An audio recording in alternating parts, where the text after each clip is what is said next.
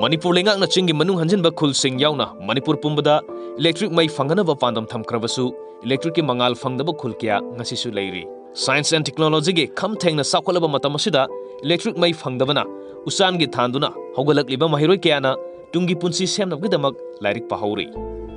टेक्नोपोल district के मनुंग चनबा मोरे police station दगे kilometre 30 रोम Indo Myanmar ngमखैगा ताइनरिबा दिजालेंबुंग खुल ngasi फावबा electric के मंगाल फंगदना लेiri युमथंगनरिबा म्यांमार ngaलिबा इलेक्ट्रिक बल्ब की मंगाल उरगा ngasi gi लेंगाकपु दिजालेंबुंग खुलगी खुंजा सिंगना वारुदबा ngamdri खुंजा सामगे अंखै हेना खुंदाबा Yamuna कुल्लोम लेरिबा खुलसी Hiram क्यादा अवाटपगे अवाटपतना पिकथलहौरी अना लाइंगी खुदोंगसाबा लेत्रिबा खुलसीदा लंबी थोंगी फिबमसु अदुकी मतिक फत्रि खुलसीदा ऑटोनोमस डिस्ट्रिक्ट काउंसिल की मखादा लेरिबा प्राइमरी स्कूल दा थंगनबा खुलसिंगदगी यावना पुन्ना महिरोय चामगी मथक्ता लेबा स्कूल असिदा महि तमनरी हाइरे हिरम असिगी मतांगदा खुलसीगी विलेज अथॉरिटी अमसु ओइबता नतना खुलसीगी निंगथौ मसासु ओइरिबा ngolensung गुइदे कौबा मियोय अमना टेक्नोपोल डिस्ट्रिक्ट के अरोइबा बाउंडरी दा खुंदारिबा दिजालेंबुम खुलसी चांदेल डिस्ट्रिक्ट कसु यामना नकना लेबा मफम अमनी खुलसीगी डीसी रोड हाइना खंगनरिबा लंबी असि PMGSY अमदी BRTF की मखादा मोरेगा फाउननबा सेंबा हरमलबसु किलोमीटर 10 हेना पका ओइना सेमनमनगा खुल फावबा योरमदना मखाताना थबक सुबसु ngasi फावबा लेपतुना लेरि एगी खुनगा मोरेगी लंबी से याम फत्तबा जगह लेबनिना अदो कंसर्न डिपार्टमेंट कोई PMGSY रा BRTF रा अदो खरा चेक्सिन तौबीबा खरा थुना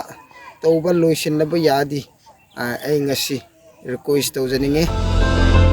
खुलसीगी लंबी परिंगदा तुरेल अचौबा अमदे लोकसिंग लेरबसु थोंग अमा फावबा साबिदबना सथोक ससिनदा खुदोंचादबा क्या लेरि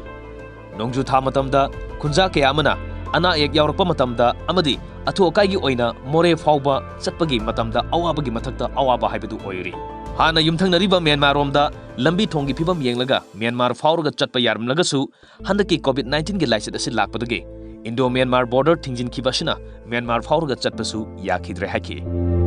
लंबी स्पेशली मॉनसून सीजन दा याम वाबने अदुगा